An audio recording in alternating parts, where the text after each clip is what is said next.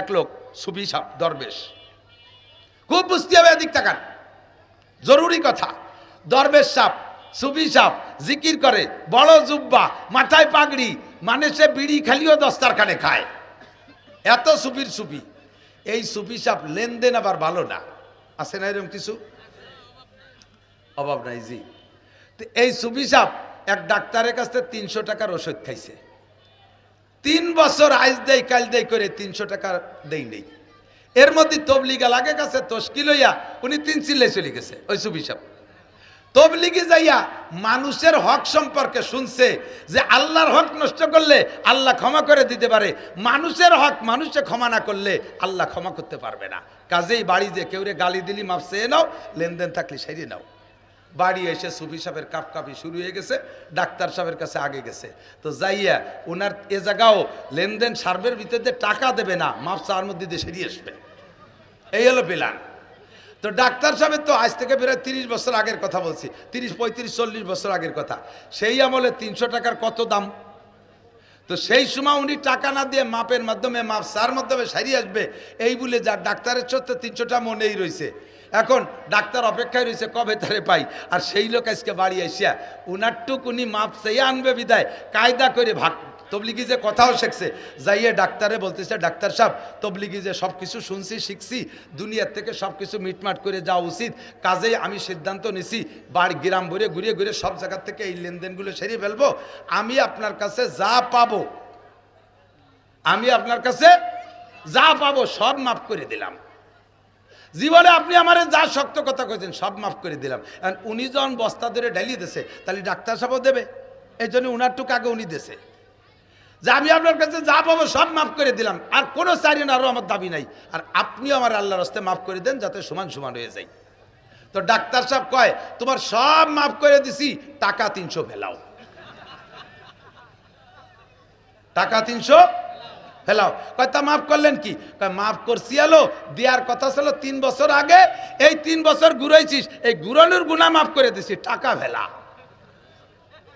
আল্লাহ কয় 16 বছর বয়সে নামাজ ফরজ করছি, ওই সময় পড়িস নেই, এখন বয়স 50, এখন টাকা ফেলা, নামাজ পড় আর মাফ চা, তাহলে এই যে এতদিন ঘুরাইছিস এই গুল্লি মাফ করে দেব। শরীর যদি ভালো না থাকে দুধ চিনিও বিষের মতো মনে হয়, ঠিক না? এক বিছানায় শুয়ে রয়েছেন দুই দোস্ত, দিনের বেলা থেকে দোস্তর সাথে ঝামেলা শুরু হয়েছে, এই রাগারাগির ভিতর দিয়ে এক বিছানায় শোয়া লাগছে, শুইছেন, দুইজনের মন ভালো না, রাগারাগির মধ্যে দিয়ে শুইছেন। ফুল বিছানাও যদি দেয়, ফুল বিছানা কাটা কাটা মনে হবে। স্ত্রীর সাথে 3 দিন আগের থেকে কিলি লাগাইছেন, সেই স্ত্রী নিয়ে বিছানায় শুইছেন, কার মনে কি কয় কন্দি? বোর মনে কয় দামলা সরে না কে জায়গাতে, আপনার মনে কয় শয়তানটা আজকে বাপের বাড়ি গেল না কে। এক বিছানে ভালো লাগে না, ফুল বিছানা কাটা কাটা লাগে, শরীর ভালো না। কার কতক্ষণ ভালো থাকবে এটা তো কেউ বলতে পারবে না। ওমা তাদরি নাফসুম বিআইয়ি আরদিন তামুত, কে কোন জায়গায় গিয়ে মারা যাবে, কখন কে মারা যাবে এটা আল্লাহ ছাড়া কেউ জানে না। ওমা তাদরি নাফসুম মাযা তাকসিবু গদা, একটু পরে কে কি ইনকাম করব, কে কি খাবো এটাও কেউ বলতে পারবে না, ঠিক কিনা? সুস্থ শরীরে সব দাওয়াতগুলো রাখি, মাহফিলের দাওয়াত রেখে কর্তৃপক্ষ দোয়া করে আমাদের জন্য, আল্লাহ যেন হুজুর সুস্থভাবে আসে।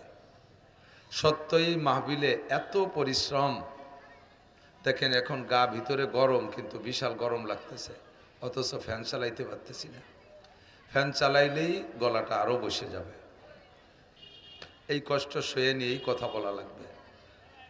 রাতভর গাড়িতে বগুড়ার থেকে বগুড়ার সোনাতলা, বগুড়ার থেকে আরো অনেক দূর, মহাস্থানগড়ের থেকে ওই পাশে সোনাতলা থানা, মাহফিল শেষ করে রাত 11:30টায় রওনা দিছি, বাড়ি আসছি সকাল 7:30টায়, নিজের গাড়ি, ভালো গাড়ি, সারা রাত গাড়ি চলছে। আসার পরেই একের পর এক লোকজন, মাদ্রাসার মাহফিলের কাজ চলতেছে, এই কারগুজারি শোনার জন্য আপনারা আসেন নাই, অসুস্থতাই তাই একটু দুর্বলতা ব্যক্ত করার জন্য বলছি। এমন করে প্রত্যেকটা রাত কতক্ষণ ভালো থাকা যায়, শরীরে তো সুস্থ হওয়ার জন্য ঔষধ খাই, ঔষধের কাজ করার জন্য একটা সুযোগ দিতে হবে না? ঔষধও কাজ করার সুযোগ পাচ্ছে না। তার ভিতর দিয়ে সাধ্য অনুযায়ী চেষ্টা করি, যতক্ষণ বেঁচে আছি, জীবনে শ্বাস আছে, সরকারি বাধা, প্রাকৃতিক দুর্যোগ না থাকলে আমি সাধ্য অনুযায়ী মাহফিলে অ্যাটেন্ড করি এবং আগে আগে আসার চেষ্টা করি। আমি আসর পড়ছি, এখানে এসে আসর পড়ছি আলহামদুলিল্লাহ। বিগত সময়ে আসছি, সে সময় এসে পরিবেশ যা পেয়েছি আজকে তার চেয়ে অনেক ভালো পাচ্ছি। বড় একটা মসজিদ দেখে কলিজা ঠান্ডা হয়ে গেছে।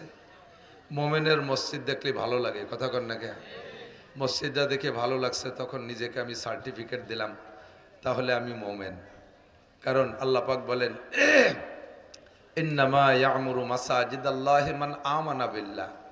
মসজিদ আবাদ করে, মসজিদ নির্মাণ করে, মসজিদের খেদমত করে, মসজিদে যাতায়াত করে, মসজিদ দেখলে দোয়া পড়ে, মসজিদ দেখলে খুশি হয়, এরা কারা?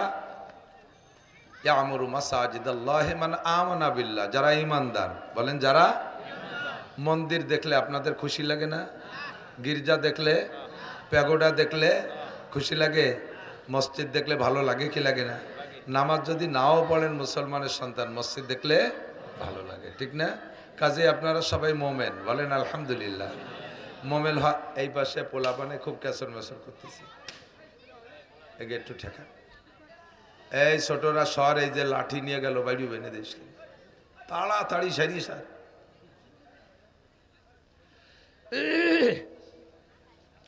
মোমেন হতে পারলে লাভ কি? সূরা মুমিনুনের ভিতরে আল্লাহ পাক বলেন, কদ আফলাহাল মুমিনুন। মোমেন যারা, তারা সফল হয়েই গেছে। বোঝেন নাই কি কইছি? আল্লাহ যদি কেউ সফল বলে, ওই লোকটা জাহান্নামী না জান্নাতি? ভালো না মন্দ? আপনাকে আল্লাহ তাআলা ভালো বলে সার্টিফিকেট দিয়েছে। ওই সূরার ভিতরে কয়েক আয়াতের পরে যাইয়া মোমেনের রেজাল্ট কি হবে, তার প্রতিদান কি হবে, মোমেনের পুরস্কার কি হবে, আল্লাহ পাক বলেন, তোমরা হবাই আল্লাযীনা ইয়ারিসুনাল ফিরদাউস। সব মোমেনরা জান্নাতুল ফিরদাউসের মালিক হয়ে যাবে। তাহলে এই মসজিদটা বড় মসজিদ দেখে কি আপনারা খুশি? ভালো লাগছে? যথেষ্ট দান করেছেন। মাওলানা মিজানুর রহমান ফরিদিকে আল্লাহ তাআলা একটা কারামতি দিয়েছে। আমি 1 লক্ষ মানুষের কাছ থেকে যা আদায় করতে পারি, ওই 100 মানুষের কাছে তার চেয়ে বেশি পারে। আর বয়ানের মধ্যে এমন একটা লজ্জাত আর মজা দিয়েছে আল্লাহ তাআলা, যে কালেকশন দিয়ে শুরু করবে। আমরা তো এই এদিক থেকে গাই দোয়াতে গেলে আগে বাসুর্য ফানাতে হয় না? ফানানো ছাড়া যদি বান টানে তাহলে বান ছিঁড়ে যাবে, দুধ বেরোবে না। আমরা হলো সেই ক্লাসের দুদলি। আর মিজানুর রহমান ফরিদি ফানানো ছাড়াই দোয়াই ফেলতে পারে। আল্লাহ তাআলা তার জবানে আরো বরকত বাড়ায় দিক, কানা আমিন। আল্লাহ তারে অনেক দিন বাঁচায় রাখুক সুস্থভাবে, কানা আমিন। আল্লাহ তাআলা তার দ্বারা জাতির এই খেদমতটা হচ্ছে। আমি পারি না বিদায় পরমেও লিখে দিছে আমি কালেকশন পারি না। আমি একদিকে দিতে পারবো না, আবার কালেকশন করে দিতে পারবো না। আমি তো 2টা লসের মধ্যে আছি। আর মাওলানা মিজানুর রহমান ফরিদিরে 2 টাকা দিলেও আপনাদের লস নাই, সে আপনাদের সেটা কামাই করে দিয়ে যেতে পারে। এজন্য আমারে দেন না দেন, তারে একটু বেশি দিন। আমি সব বক্তার জন্য তশকিল করি, কি যে পরিশ্রম জানেন না। বক্তারা সবাই হায়াত বেচে খাচ্ছে, বক্তারা হায়াত বিক্রি করে খাচ্ছে। আমার সমসাথী যারা, তাদের অনেকের দাড়ি একটাও পাকি নেই, আর আমি বুড়ো হয়ে গেছি। আমার মেয়েটা, ছোট্ট মেয়েটাকে, আব্বু তুমি ওয়াজ কালাম বাদ দাও, আমাকে জাগা জমি যা আছে তুমি আলনাঙ্গল চুষে টুষে এই পাটকুষ্টা বুনোই আমাকে খাওয়াও। তুমি ওয়াজ করতে করতে বুড়ো হয়ে যাচ্ছ। এজন্য বক্তাদের প্রতি আপনারা সহানুভূতি রাখবেন, দরদ রাখবেন, ভালোবাসা রাখবেন। আসার পরে তাদের মন মাইন্ড নষ্ট হওয়ার মতো কোনো কথা বলবেন না। আর আরেকটা কথা বলে দেই, সেটা হলো, কোনো বক্তারে ওয়াজের আগে শিখিয়ে দেবেন না, হুজুর এইডে বলবেন, এইডে বলবেন, এইডে বলবেন। আপনি এইডে বললে খুব ভালো লাগে, যেটা শিখিয়ে দেবেন ওই দিন ওইটা বাদ হয়ে যাবে। তবলিগি মিজাজে বসবেন। তবলিগি গেছেন নাকি আপনারা? না গেলেও পক্ষে কারা একটু হাত দেখাবেন তবলিগের পক্ষে? আলহামদুলিল্লাহ, আমার গোপালগঞ্জের মানুষ তবলিগের পক্ষে থাকবেই। গোপালগঞ্জ, মাদারীপুর, শরীয়তপুর, সারা বাংলাদেশে, সারা পৃথিবীতে তবলিগ। বিশেষ করে গোপালগঞ্জ জেলাদের রোল নাম্বার তবলিগের খাতায় 3। 1 নম্বরে নেত্রকোনা, 2 নম্বরে ভোলা, 3 নম্বরে গোপালগঞ্জ আছে কাজের দিক দিয়ে। তো তবলিগে উসুল হলো, আপনি তবলিগে যাইয়া যদি কিছু খাইতে মনে চায়, এটা কের কাছে বলবেন না, আমির সাহেবের কাছে বলবেন না, খেদমতের সাথী বাজারে যাচ্ছে তাকে কানে কানেও কয়ে দেবেন না যে কাঁঠাল পালি নিয়ে আসিস, আজকে যদি দুধ পাইস নিয়ে আসিস, বড় ইলিশ পালি নিয়ে আসিস, একথা বলবেন না। পরাণে কিছু চাইলে ওটা ভিতরে রাইখা পারলে উপরে বলেন, রুজির মালিক কে? রুজি আসে কোন জায়গার থেকে? অফিস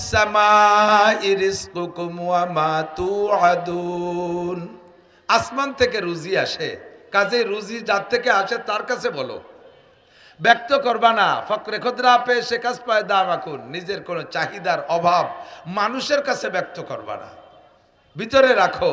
তাহলে দেখবেন মনে উঠছে, এই মনে উঠা অনুযায়ী ওয়ালাকুম ফিহা মা তাশতাহি আনফুসুকুম, জান্নাতের মতো মনে যা কল্পনা করবেন তা আল্লাহ পাক পৌঁছে দেবে জান্নাতের মধ্যে। কন্যা সুবহানাল্লাহ। আপনি তবলিগি যাইয়া এরকম মনের কথাটা, মনে কিছু খাবারের চাহিদা হলে ওটা ব্যক্ত করবেন না, দেখবেন চলে আসছে। বলবেন তো আর পাবেনই না, এটা আমি জানতাম না। তবলিগে যখন প্রথম গেছি, বেশ কয়েকদিন থাকার পরে দুধ খাইতে মনে চাচ্ছে। ওই এলাকায়, যে এলাকায় গেছি সেই এলাকায় দুধ আসে বাজারে বিকেলে বাজারে, আর আমাদের এদিকে আসে সকালে বাজারে, বিকেলে বাজারে দুধ আসে। খেদমতের সাথীকে বললাম, ভাই দুধ খাইতে মনে চাচ্ছে, বাজারে দুধ পাইলে নিয়ে এসে। তো ওরা আমার জুনিয়র, আমার অনেক মহব্বত করে। আমি বড় হুজুর দুধের কথা বলছি, ওরা এক বাজারে গেছে দুধ পাই নেই, খবর পেয়ে আর এক বাজারে গেছে, সে আনে দুধ পাই নেই। বিকেলে বাজার ঘুরতে ঘুরতে রাত 8টা পর্যন্ত দুধ কোনো জায়গা পাইনি। আল্লাহ, পরে আমির সাহেব কয় যে হুজুর এই তবলিগি থেকে এইরকম কইলে পাওয়া যায় না, না কয়ে চুপ করে থাকলে সময় মতো পাওয়া যায়। এর কয়েকদিন পর পরানে চাচ্ছে কাঁঠাল, এখন কি এরি, তা তো না করলে তো কিনা হবে না। কাঁঠাল খাইতে মনে চাচ্ছে, সিজন প্রায় শেষ, তারপরও একেবারে খেমটি খুমটি দিয়ে তাকলাম চুপ করিয়া, কব না যাথায় কবালে, কব না কইতে কইতে আইজও পালাম না, কাইলও পালাম না। যেদিন চলে যাবো ওই মসজিদের থেকে, সেই দিন এক মনোজনের এক কাঁঠাল আইছে। সবাই খাইয়ে দাইয়ে মহল্লা লাগে খাওয়াইয়ে আরো এক দিয়ে আর একদিন চলে গেলাম। মাহফিলের ময়দানে বৈশা সেম আপনার ভিতরে যা চাহিদা আছে দোয়া করেন আল্লাহর কাছে। আমি তো সারেন্ডার করছি আল্লাহর কাছে, সুবহানাকা লা ইলমা লানা ইল্লা মা আল্লামতানা ইন্নাকা আনতাল আলিমুল হাকিম। আমি কিছু জানি না আল্লাহ, এই এত মানুষ বসে রয়েছে, এদের সকলের চাহিদা অনুযায়ী যা দরকার তুমি আল্লাহ আমার মাথার মধ্যে ঢুকাইয়া দাও। আমি আল্লাহর কাছে সারেন্ডার করছি। এবার আপনার চাহিদা কি আমি জানি না, আপনি ভিতরে রাখেন, দেখবেন যে বক্তার মুখ দিয়ে সেগুলো চলে আসতেছে, খুশি হয়ে যাবেন ইনশাআল্লাহ, এবং শিখবেন আর আমল করবেন। রাজি আছেন না ইনশাআল্লাহ? রাজি আছেন না? আমাদের জন্ম, আমাদের দুনিয়ায় আগমনের সূচনা হয়েছে সর্বপ্রথম কার থেকে জানেন? কার থেকে? আদম আলাইহিস সালাম। কার থেকে? আদম আলাইহিস সালাম। আদম নবী আলাইহিস সালাম। এই আদম আলাইহিস সালাম কি সাধারণ আইলো নাংলা কৃষক পাবলিক? উনি কি IA B M A doctor engineer? উনি বহুত বড়। এই ছোটরা, তোমাকে যার যার যার দরকার হয় যাই ফেলো, আর উঠলি কিন্তু খবর আছে, যা যা যা তাড়াতাড়ি গেলি যা, ওরে যাতে দেন। তুই দি স্কুলিতে আইছিস নাকি? প্রাইভেট পড়তে গেছিল, ভালো ছেলে। আল্লাহ তো আদম আলাইহিস সালামকে বানাইয়া, বানাবেন কিস্সাগুলোর থেকে অনেক, সেগুলো জানেন, বলবো না, যেটুক বলবো বলে নিয়ত করছি। ফেরেশতারা মৌন অসমর্থন জানাইছিলেন। ফেরেশতারা এর আগে এই দুনিয়া তো ফেরেশতারা পরিচালনা করে আসতেছে, খেদমতের দায়িত্ব পালন করে আসতেছে সর্বকালে, উন্ডাই ভলেন্টিয়ার। তো জিনরা ছিল এই জগতে লক্ষ লক্ষ বছর। জিনরা এমনি জাতিগতভাবে আগুনের তৈরি, আর আগুন একটা উচ্ছৃঙ্খল পদার্থ, যাতে লাগাই দেয় তারে পুড়িয়ে ছাই বানায় ফেলে, খেয়ানত করে, আগুনের স্বভাব। সে আগুন দিয়ে জিন বানানোর কারণে তারা এই জগৎটাকে এমন বিশৃঙ্খলায় পরিণত করছে, আল্লাহ পাক সহ্য করতে না পারে, কয় ধর মার। এবার ফেরেশতা বাহিনীকে নামাই দিয়া এক সাইডে গণ ধুলাই দিয়ে হাজার হাজার লক্ষ লক্ষ কোটি কোটি মাইরিয়ে সাফ করে ফেলাইছে।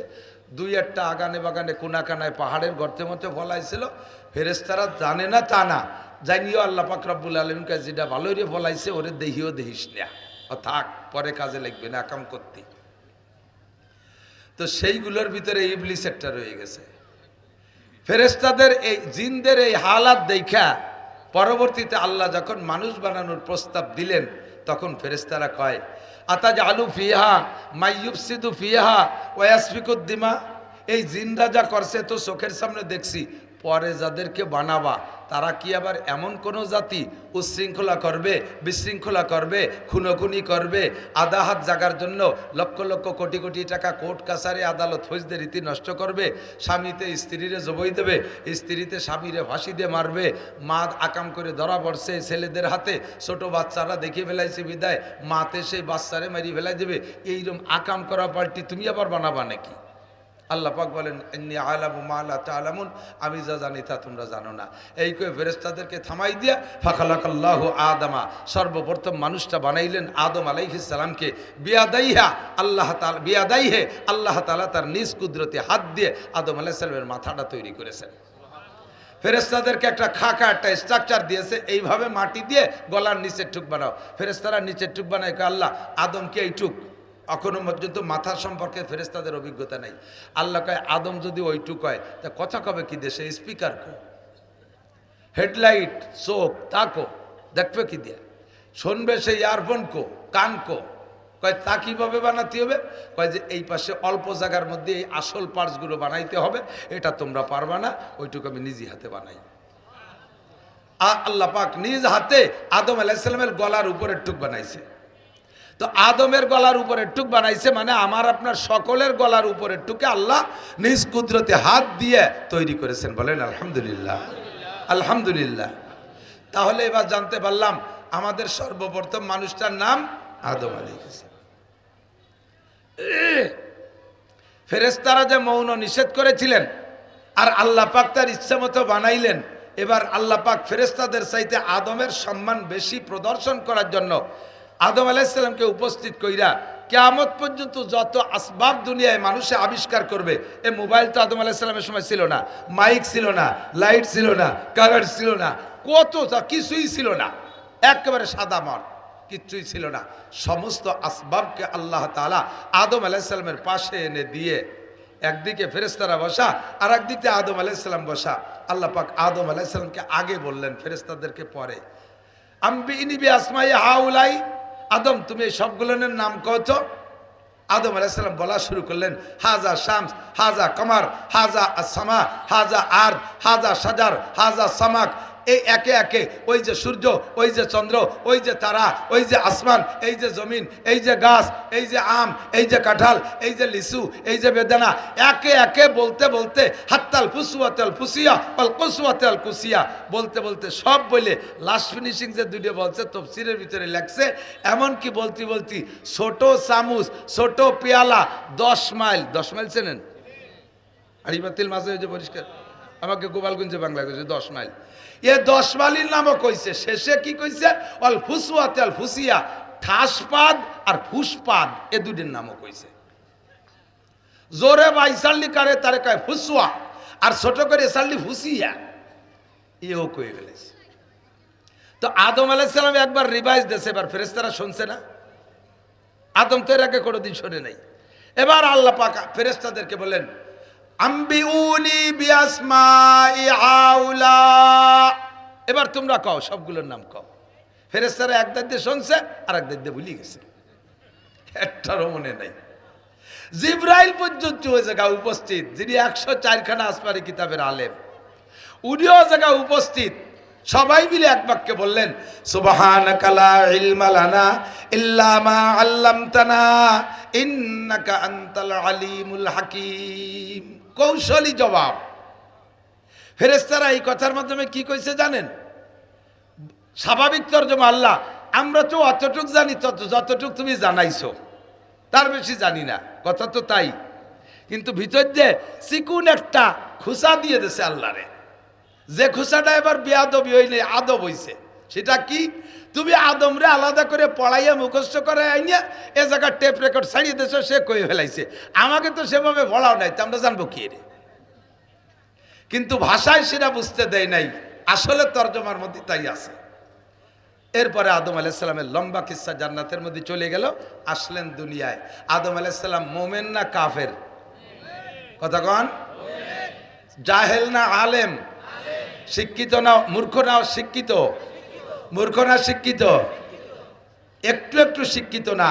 সেই থেকে কিয়ামত পর্যন্ত যা হবে হয়েছে সব কিছু আল্লাহ তাআলা আদম আলাইহিস সালামকে জানাই দিয়েছে। ফেরেশতারা পর্যন্ত হার মেনে গেছে তার কাছে।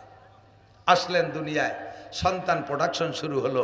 উনার সর্বপ্রথম দুইটা সন্তান, একটা ছেলে একটা মেয়ে। এই দুইটা হাওয়া আলাইহিস সালামের গর্ভে গিয়েছে জান্নাত থেকে, গর্ভধারণ করেছে জান্নাতে। জান্নাত থেকে হাওয়া আদম আলাইহিস সালামের বের হওয়া লাগতো না। দুইটা দিক লক্ষ্য করে আল্লাহ তাআলা বের করছে, জানেন না? উনি যে গন্ধম খাইছে, গন্ধম খাওয়ার অপরাধে বের হয়েছে, এটা না, ভুল বুঝবেন না। জান্নাতের মধ্যে থেকে গন্ধম খাইছে আর গন্ধম খাওয়ার অপরাধে আল্লাহ বের করে দিয়েছে, তা কিন্তু না। কারণ জান্নাতের ভিতরে গন্ধম খাওয়ার যে অপরাধ, ওটা আল্লাহ তাআলা জান্নাতের মধ্যে থাকতেই মাফ করে দিয়েছে। কোরআন শরীফে আছে, ফাতালাক্কা আদামু মির রাব্বিহি কালিমাতিন ফাতাবা আলাইহি।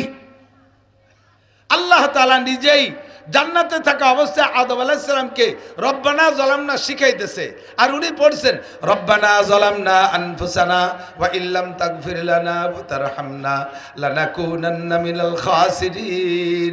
মেহেরবান আল্লাহ, পা পিছলে গেছে, স্লিপ করে পড়ে গেছি, আমার হাতে থেকে কলস ভেঙে গেছে। তুমি যদি ক্ষমা না করো তাহলে আমার উপায় নাই, সীমা লঙ্ঘনকারীদের অন্তর্ভুক্ত হয়ে যাব। আল্লাহ কয় ফাতাবা আলাইহি, আমি আদমের এই তওবা কবুল করে নিয়েছি। জান্নাতের মধ্যে থাকতেই ক্ষমা হয়ে গেছে। ক্ষমা যদি হয়ে থাকে তাহলে বের কেন করলেন? কথা কন। ক্ষমা হয়ে গেল তা বের করলো কেন? এই যুবকরা বোঝো, খেয়াল করো, মনে রাখো, পড়ার দিন শেষ। শোনা, তোমরা হাতে মোবাইল পাইয়ে গেছো, আল্লাহ বাসালে আর লেখাপড়া করবা না। পড়ার বাস, পড়ার বাস কোন জায়গায় যে গেছে বাস তা করলাম না, বাস তাও চাষা সুলা বাস না, হিয়ালা বাস। ওলামাই কিরাম পড়ি টড়ে যা কয় ফেলে টড়ে একটু নিয়ে যাইও, দুয়ে মুছে খাতি পারবা। আদম আলাইহিস সালাতু ওয়াস সালাম, আল্লাহ ক্ষমা পেয়ে গেছেন জান্নাতে থাকতে, তাহলে বহিষ্কার কেন হলো? প্রশ্ন না? উনার স্ত্রীর দুইজনে মিলে এক সমস্যা হয়েছে, সেটা হলো এক নম্বর সমস্যা, যতদিন জান্নাতের বৈধ খানা খাইছে অতদিন পায়খানা আসে নাই। বৈধ খানা খাইছে, ডেকুর ছাড়ছে, আপনিও জান্নাতে যাওয়ার পরে পায়খানা হবে না। খাবেন আর খাবেন, গলা সমান খাবেন, খাইয়ে দিয়ে এসে পায়খানা করে যাবে, যা খালেন তা তো ওই পেছতে বেরোতে হবে, বেরোবেন না। গা করে ডেক ছাড়বেন, আবার পেট পাতলা হয়ে যাবে। কন্যা সুবহানাল্লাহ। এতদিন হাওয়া আদম আলাইহিস সালাম ডেকুর ছাড়ছে, পেট খালি হয়ে গেছে, বাথরুম হয় নাই। আজকে এই যে গন্ধম খাওয়ার পরে ক্ষমা হয়ে গেছে রব্বানা যালামনা বলার পরে, কিন্তু গন্ধম খাওয়ার পরে পেটের মধ্যে ওজন ঠেকতেছে, নিচের দিক ডাউন বাপ। জিবরাইল ডেকে কয়, ভাই কেমন যেন ঠেকতেছে, পায়খানা বাপ। জান্নাতের মধ্যে বাথরুম কোন দিক? কয় না, জান্নাতের মধ্যে তো বাথরুম নেই। কত জায়গা করছেন, দেখছেন নি কোনো জায়গা? কয় তেমন কি রে? জিবরিল আলাইহিস সালাম আল্লাহকে বললেন, আল্লাহ তোমার আদমের বাথরুম আসছে, জান্নাতের মধ্যে তো বাথরুম নেই, যাবে কোথায়? কয় যে বাথরুম হলো জান্নাতের মধ্যে বাথরুম নাই, দুনিয়া নামক একটা বাথরুম আছে, ওই জায়গায় যে পায়খানা করে চলে আসতে হবে। এই বাথরুম করতে দুনিয়ায় পাঠাইছে। দুনিয়া আদম আলাইহিস সালামের পায়খানা, এক নম্বর। দুই নম্বর, জান্নাতের ভিতরে নারীদের ডেলিভারি হবে না, জান্নাতের মধ্যে নারীদের ডেলিভারি হবে না, বাচ্চা গর্ভধারণ করবে না। হাওয়া আলাইহিস সালাম প্রথম দুইটা সন্তান, এদেরকে গর্ভধারণ করছে জান্নাতের মধ্যে। সিস্টেম জান্নাতের মধ্যে ডেলিভারি হবে না, তখন বাচ্চা ডেলিভারি করবে কোন জায়গায়? দুনিয়া নামক একটা ক্লিনিক আছে, ওই জায়গায় বাচ্চা ডেলিভারি দিয়ে তারপরে আবার চলে এসো। এই জন্য দুনিয়া আসছেন, প্রথম দুইটা সন্তান পেটে নিয়ে আসছেন জান্নাত থেকে। আসার পরে দুনিয়া ডেলিভারি, একটা ছেলে একটা মেয়ে, একটা ছেলে একটা মেয়ে, পরবর্তীতে আরেক জোড়া, এভাবে আরেক জোড়া, এমন করে 125 জোড়া সন্তান হাওয়া আলাইহিস সালাম ডেলিভারি করেছেন। আদম আলাইহিস সালামের সন্তান 125 জোড়া, অর্থাৎ 125 দুগুণী কত? 250 সন্তান নিজের ঔরসের থেকে দেখছেন। বিবাহের পদ্ধতি, এ পক্ষের ছেলে এই জোড়ার ছেলে, ওই জোড়ার মেয়ে, কারণ আর তো মানুষ নাই যে এই গ্রামের ছেলে ওই গ্রামের মাইয়া, সে গ্রামই তো নাই, উনাই তো এক বাড়ির মানুষ সব। এই জন্য এ পক্ষের ছেলে ওই এই জোড়ার ছেলে ওই জোড়ার মেয়ে এভাবে বিয়ে দিয়ে দিই। এই জোড়া বন্টন করতে যাইয়া হাবিল আর কাবিলের যে কিস্সা শুনছেন, হাবিলের সাথে যে মেয়েটা হয়েছে, মেয়েটা বড় সুন্দর সুদর্শন। ভুল বলছি, এটা হয়েছে কালো। হাবিলের সাথে যে মেয়েটা হয়েছে এটা একেবারে কালো, ওই হাফসি বালটি আর কি। আর কাবিলের সাথে যে মেয়েটা হয়েছে এইটা হয়েছে বিশ্ব সুন্দরী। কাবিলের সাথে যে মেয়েটা হয়েছে এইটা পাবে হাবিল, আর হাবিলের সাথে যেটা হয়েছে এইটা পাবে কাবিল। এই প্রথম জোড়া। এখন কাবিলের সাথে যে মেয়েটা হয়েছে সে বিশ্ব সুন্দরী। বিশ্ব সুন্দরী মানে সে সময় তো ওরাই 4 ভাই বোন, আর তো আর নাই আসলে অরিজিনাল সুন্দরী, সেই বংশে হলো মিশরীরা। এখন কাবিল কোনো মতে মানতে রাজি না, আমার সাথে যেটা হয়েছে সুন্দরী, তোর সাথে যেটা হয়েছে কালা, তোর ওই কালাটা আমি নেবো না, আমার দলাটা তোরে দেবো না। এই নিয়ে গ্যাঞ্জাম বাদাইয়া 2 ভাই লাস্টে মারামারি পর্যন্ত হয়ে গেছে, যেটা সেটা অন্য কিস্সা। এরপরে চলতে তাহলে থাকলো জোড়া জোড়া 125 জোড়া পর্যন্ত সন্তান হয়েছে। এদের বিবাহ শাদী এভাবে হইয়া নাতি নাতনি হইতে হইতে আদম আলাইহিস সালামের 1000 বছর হায়াতের ভিতরে উনি 1.25 লক্ষ সন্তান দেখে গেছে। নাতি নাতনি ইত্যাদি বাড়তে বাড়তে 1.25 লক্ষ পর্যন্ত। এই 1.25 লক্ষের ভিতরে 1.25 লক্ষ সবই মুসলমান, একজনও কাফের না, সব মোমেন, সব মোমেন। এই 1000 বছর পরে আদম আলাইহিস সালামের ইন্তেকালের পরে নবী আসতেন, প্রথম নবী শীস আলাইহিস সালাতু সালাম। এরপরে নবী আসছে মাহলাইল আলাইহিস সালাম, এই আদম আলাইহিস সালামের সন্তানদের ভিতরে। তখন দুনিয়ায় একজনও কাফের নাই, সব মোমেন আর মোমেন, মুসলমান আর মুসলমান। আর আদম আলাইহিস সালামও মুসলমান। সর্বপ্রথম মাহলাইল আলাইহিস সালাম ছিলেন অত্যন্ত সুদর্শন মানুষ এবং বুজুর্গ মানুষ। নবী তো নবী, বহুত বড় বুজুর্গ মানুষ। ইনার ভক্তবৃন্দ যারা ছিল ওনার কাছে হাদিয়া তোহফা ইত্যাদি আনতেন। বছরে 1-2 বার ওনার ওখানে বিশাল ইস্তেমা হইতো। ইস্তেমার সময় খুব হাদিয়া তোহফা আসতো, যে পরিমাণ টাকা পয়সা ধান চাল আসতো, খেজুর টেজুর আসতো, সারা বছর খেয়েও থেকে যেত। হঠাৎ করে মাহলাইল আলাইহিস সালামের ইন্তেকাল হয়ে গেল। তো মাহলাইল আলাইহিস সালামের ইন্তেকাল হয়ে গেলে সাথে সাথে মিস্টার ইবলিস কায়দা মতো মুরব্বী সাইজে, একেবারে জলিলুল কদর বুজুর্গ একজন সাইজা মাহলাইল আলাইহিস সালামের ছেলেদের কাছে চলে গেছে, যে বলছে তোমার আব্বা যে মারা গেছে এই খবর দুনিয়ায় তোমরা জানাইও না। যদি তোমার আব্বা মারা গেছে খবর জানে মানুষ, তাহলে আর তোমাকে হাদিয়া তোফা দেবে না, তোমরা না খেয়ে মরবা। কাজেই চুপ থাকো, বাপ মরে গেছে কথা কবা না। তোমার আব্বা মারা গেছে, বাপরে দাফন করে দাও। এবার কি করতে হবে, সামনে যে সিজন আসতেছে মানুষ ইস্তেমার জন্য, এই ইস্তেমার সময় এসে যে মুরিদ মুত্তাকিনরা তোমার বাপরে খুঁজবে, ওই সময় তো বাপ দেখাতে হবে, বাপ না দেখালি তো হবে না। তাহলে কি করা যায়, তোমার বাপের স্থানে আমি দেখাই দিচ্ছি। ওই মুরব্বী বলতেছে আমি বিশ্ব ইঞ্জিনিয়ার, আমেরিকা থেকে পড়ে আসছি, আমি আন্তর্জাতিক খ্যাতি সম্পন্ন বিজ্ঞানী, আমি দেখাই দিচ্ছি কোন কই কায়দায় বানালে হুবহু তোমার বাপের মতো একটা মূর্তি বানাইয়া এ জায়গায় বসায় রাখা যায়। তোমার আব্বা যেভাবে চেয়ারে বসতো ওইভাবে বসায় রাখবা, আমি বানাই দিচ্ছি।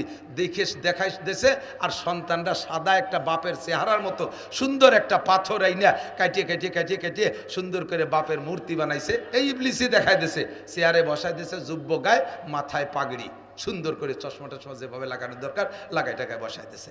এখন সিজনে ইস্তেমার সময় মুরিদ মুত্তাকিনরা আসতেছে, আইসে তো বিগত বছর মুসাফা করছে, মুসাফার মধ্যে টাকা দিছে, এবারও তো তাই দেবে। এখন ওই জায়গায় শয়তানে বলে দিছে এবার কেউ সাক্ষাৎ করতে দিবা না। খুব খেয়াল, শয়তান ইন্নাহু লাকুম আদুউম মুবিন।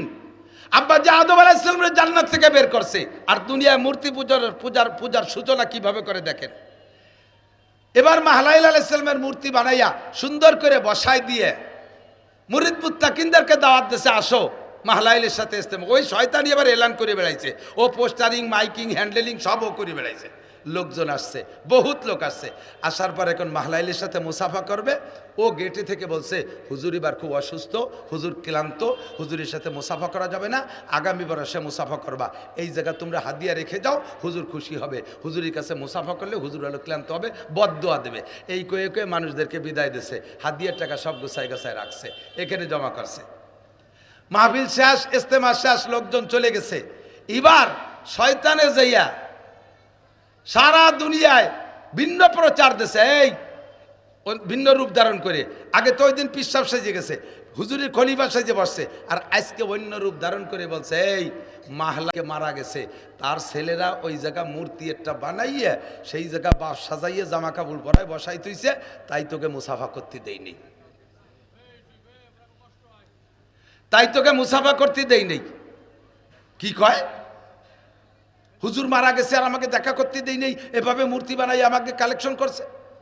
এরপরে নিজে নিজে দেখছে যে যদি এরকম ঘটনা ঘটে তাহলে তো জায়গার কেউ যাবে না, তাদেরকে আবার ভিন্ন ভিন্ন বাড়ি বাড়ি যে তশকিল করছে। আরে মানুষ তো মরিয়ে যাবে, আদম আলাইসালাম গেছে, শীস আলাইসালাম গেছে, কত মানুষ চলে গেছে, আরও তোমরাও মরবা, মাহলাইলু মরছে, তাতে মন খারাপের দরকার নেই। একটা মূর্তি বানাইছে, তারে দেখলে তো তোমাদের মাহলাইলের কথা মনে পড়ে, কাজে ও জায়গা মাহলাইলের প্রতি অনাস্থার দরকার নেই। তবে একটা কাজ করতে পারো, যেহেতু অরিজিনাল মাহলাইল মারা গেছে আর মাহলাইলের স্থানে মূর্তিরে তোমরাই সম্মান করতেছো, তাহলে ও জায়গা যাইয়ে মাহলাইল বা সেই মাহলাইল যে শ্রদ্ধা না করে তোমরা প্রত্যেকে বাড়ি একটা মাহলাইল বানায় নাও, প্রত্যেকের বাড়ি একটা মাহলাইল বানায় নাও। সবাই দেখছে যে সুন্দর কথাই তো কইছে, তা মূর্তি মাহলাইলের শ্রদ্ধা করতে তাকে বাড়ি যাবো কে, তাহলে আমরা একটা বানাই। এই শুরু হলো মাহলাইল বানানো। দুনিয়ায় সর্বপ্রথম মূর্তি পূজার সূচনা এখান থেকে শুরু হয়ে গেছে। এরপরে শয়তান মন্দির টন্দির বানাইয়া বিভিন্ন যে বড়রা যখন মারা যায় তাদের একটা মূর্তি বানাইয়া এই পুজোর সিস্টেম তৈরি করেছে। সর্বপ্রথম আদম আলাইহিস সালাম আমাদের আব্বাজি, ওনার থেকে নিয়ে 1000 বছরের ভিতরে পৃথিবীতে কোনো মূর্তি পূজা ছিল না। কথা বলেন ঠিক ঠিক না? ও দোস্ত, আমাদের আল্লাহর কোনো রূপরেখা আমার জানি না যে তার একটা মূর্তি বানায় আমাদের পূজা করতে হবে। আমরা কলেমা পড়েছি, বলেন আমানতু বিল্লাহি কামা হুয়া বিআসমাইহি ওয়া সিফাতিহি ওয়া কাবিলতু জামিআ আহকামিহি ওয়া আরকানিহি। কলেমা ইমানে মুজমাল। এই কলেমার নাম কি? ইমানে মুজমাল। কি পড়েছেন জানেন? আমানতু বিল্লাহি কামা হুয়া, আল্লাহকে বিশ্বাস করি, দেখি নাই আল্লাহ কেমন, গণেশের মতো 10খানা হাত নাকি আরো বেশি হাত, আল্লাহর কি হাতির মতো সুর আছে, আল্লাহর হাতে কি কুড়েলের ফেঁকা ধরে দাঁড়ায় রইছে, আল্লাহ কি দুর্বল যে পিছন দিয়ে বাস ঠেলিয়ে দিয়ে দাঁড় করে রাখা লাগবে, বছরের শেষ হতে হতে আল্লাহ কি দুর্বল হয়ে যায়, 3 দিক দিয়ে বাস বাঁধে আল্লাহরে ঠেলে রাখা লাগে, আল্লাহর কি রং আছে বছরের শেষে উঠা যায়, আল্লাহ কায় সিবগাতাল্লাহি ওয়া মান আহসানু মিনাল্লাহি সিবগা। আরে তোদের দুনিয়ার মূর্তিদের রং আছে, ওই রং বছরের শেষ হতে হতে থাকে না, মিস্তেরিয়ানের রং দেয়া লাগে। সিবগাতাল্লাহি ওয়া মান আহসানু মিনাল্লাহি সিবগা। আমি আল্লাহরও রং আছে, তবে আমার রং ওঠে না। আমার রং কেমন তা তোরা জানিস না। আমাকে এক বাক্যে বিশ্বাস কর, কামা হুয়া, ওই আল্লাহকে বিশ্বাস করি যেমন আল্লাহ তেমনই। বলেন যেমন আল্লাহ তেমনই। তার কোনো রূপরেখা আমার জানার দরকার আছে? আছে। আল্লাহর আব্বা কিরা জানার দরকার আছে? আল্লাহর মা কিরা জানার দরকার আছে? আল্লাহর সৃষ্টিকর্তাকে জানার দরকার আছে? আরে আমার সৃষ্টিকর্তা আল্লাহ, তাই আমি জানলেই যথেষ্ট। আমার আল্লাহর সৃষ্টিকর্তা জানার দরকার আমার নাই, আমার নাই। ঠিক কি না? আল্লাহ পাক রব্বুল আলামিন আমাদেরকে দুনিয়ায় পাঠিয়েছেন, আমাদেরকে জান্নাত থেকে পাঠাইছে। আব্বাজির বাড়ি জান্নাত, মার বাড়িও জান্নাত। বাপের সূত্রে যে সম্পদ পায়, সম্পদের নাম হলো পৈতৃক সম্পদ, নাকি বলেন? আর মাম বাড়ির থেকে, নানা বাড়ির থেকে মায়ের সূত্রে যে সম্পদ পায় তার কয় মাতুল সত্য। ঠিক কি ঠিক না? তাহলে আব্বাজির বাড়িও জান্নাত, মার বাড়িও জান্নাত। আমাদের পৈতৃক সম্পদও জান্নাত, মাতুল সত্য জান্নাত। আর পৈতৃক সত্য আর মাতুল সত্য উভয়টারই ওয়ারে 6 সন্তানরা। কাজে আমাদের মূল বাড়ি কোথায়? জান্নাতে। ঠিক কিনা? এই জান্নাতে যাওয়ার জন্য আল্লাহ পাক রব্বুল আলামিন দুনিয়ার থেকে জান্নাত কামাই করে নেওয়ার জন্য আমাদেরকে পরামর্শ দিয়েছে। দুনিয়ার থেকে কামাই করে, ভাই আমার দিক তাকান, দুনিয়ার থেকে কামাই করে নিতে হবে। এখন কামাই করব কোনভাবে, কি পদ্ধতিতে, এইটা তো আমার জানা নাই। ইচ্ছে মতো মন গড়া আমি দুনিয়া জান্নাত কামাই করার সিস্টেম তৈরি করলাম, অরিজিনাল ওইটা সিস্টেম না, তাহলে আমার হবে না। কাজেই জান্নাত কামাই করার জন্য পদ্ধতি যেটা, এর এলেম আমাকে শিখতে হবে। কথা কয় না? এলেম আমাকে না জানা, যদি সিস্টেম না জানি তাহলে ভালোবাসতে যে মেরে ফেলানো হয়। ছোট ছোট ভাই বোনের দিক তাকান, ছোট ছোট ভাই বোন অনেক ফ্যামিলিতে আছে, খুব ঘন সন্তান হয়, বছরে একটা। ওই বাড়ি খুশি হয়েছে, সুবহানাল্লাহ। বছরে একটা, হ্যাঁ বলেন সুবহানাল্লাহ, আলহামদুলিল্লাহ। কোটি কোটি টাকার মালিক, কত ডাক্তার দেখাইলে দেশ বিদেশ ঘুরিয়া, একটা সন্তানও হওয়াতে পারতেছে না। গরিব মানুষ ভিক্ষা করে খায়, আল্লাহর রহমতে বছরে বছরে একটা পায়। এটা আল্লাহর নিয়ামত। ঠিক কি না? ও দোস্ত, আল্লাহ কষ্ট হয়ে যাচ্ছে। আমাদেরকে আল্লাহ পাক রব্বুল আলামিন সন্তান দেয়, বলি শুকর আদায় করি আলহামদুলিল্লাহ। তো এমন গণ করিয়া প্রত্যেক বছরে একটা বাড়িও আমি দেখছি, তো যেটা একেবারে লাস্ট ওটা বসা শিখছে, তার ইমিডিয়েটলি বড় যেটা সেটা আটা শেখছে, তার চেয়ে বড় যেটা সেটা আর একটু আটা শেখছে, একটু দৌড়নি শেখছে, নাক দিয়ে শিয়েন পড়ে। তার বড়টা হয়তো কেবল স্কুলে একটু যাইতে পারে। এইভাবেই 6, 7, 8, 10টা হয়ে গেছে। তো এখন বাপে বাইরের থেকে কিছু খাবার টানলে এই যেটা বাড়ি যারা থাকে ছোটরা ছেলে মেয়ে, বাপে খাবার টানলে কোনটা রাতে দেয় কোন তো? সবচেয়ে ছোটটা রাতে দেয়। সবাই ছোটটারে আদর করে, ভালোবাসে ছোটটারে। তো ছোটটারে যে কোলে করে, বাপের খাবারটা ছোট্টা রাতে দেশে যে কোলে করে বাঘপালি সে একটু পায়। এই জন্যে বাপে যখন কিছু খাবার তাইনে ছোট্টারে দেয়, তাহলে ওই ছোটটারে কোলে করার জন্যই 2 নম্বরটা, 3 নম্বরটা, 4 নম্বরটা কাড়াকাড়ি হরে, যে যেদিন বাঘে পায় কোলে নিয়ে তার সাথে সেও খায়। কিন্তু ওর ইমিডিয়েটলি বড় যেটা আটা শেখছে সে তো ছোট্টারে কোলে উঠতে পারে না, এই জন্য সে তেমন বাঘে পায় না। এখন ও চিনতে পারছে, বুঝে শুনে যে তারই আমি ওর একটু কোলে আর শিখি। এখন দুটাই এত ঘন ঘন বাচ্চা হলে কিন্তু পেট বড় হয়ে যায়, হাসাই গোস্ত নাই, গলা শূন্য, পেট বড়। এখন ওই বসাটারও পেট বড়, আটাটারও পেট বড়। তো ওই কেবল যেটা হাঁটতে পারে সে বসাটারে কোলে করতে গেছে মোহাব্বত করে ভালোবাসে কোলে করতে, আর নিজের ছোটো ভাই কোলে করতে গেছে। তো ও কোলে কীভাবে করবো? তো সবে মাত্র হাঁটতে পারে, আর বসাটার গায়ে ফিরে 7, 8, 10 কেজি ওজন, বড় এক পেট, খায় একেবারে গাদাইয়া, সে তারে কীভাবে কোলে? তো কোলে করতে যাইয়ে ওর গলা টলা জড়াই ধরে বুহির সাথে এরম চিবিয়ে ধরছে, চিবে ধরে আটা দেশে, ওদিকে পাও পাততলে পড়ে গেছে। একদিকে গলা চিবে ধরা আর একদিকে পাও পাততলে। এইরকম যদি 2-3 মিনিট আটে তাহলে ওটা মরবে না? এরা কি মারার জন্য কোলে করছে না ভালোবাসার জন্যে? ভালোবাসার জন্য কোলে করছে, কিন্তু ভালোবাসার বয়সও হয় নাই, আর কোলে করার সিস্টেমও সে জানে না।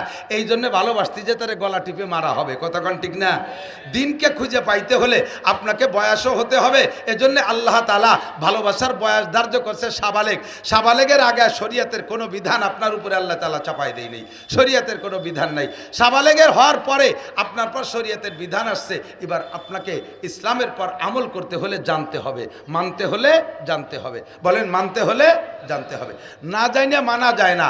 অনেকে নামাজ পড়েন, কি পড়েন আপনি আমার কাছে জবাব দিতে পারবেন না।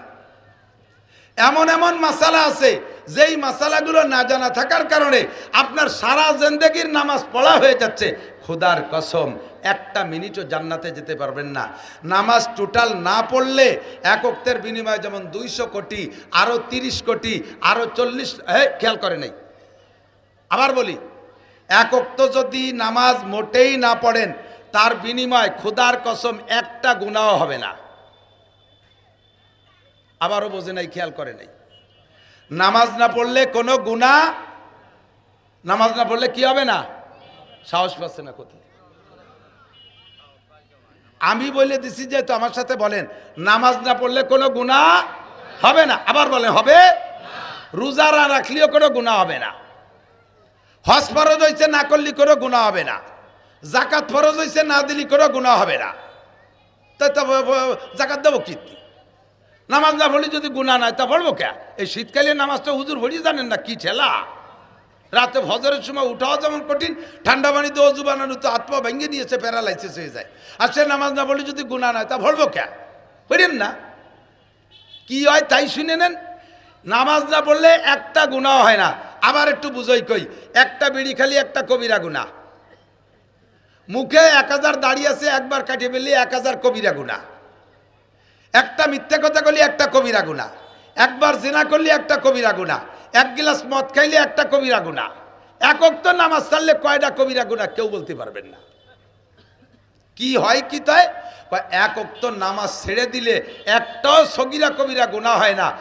হলো নামাজ ছুটে গেলে আপনার নামে বরাদ্দ করা আছে 230 কোটি 40 লক্ষ বছর জাহান্নামে পুড়তে হবে, গুনাহ হবে না একটাও।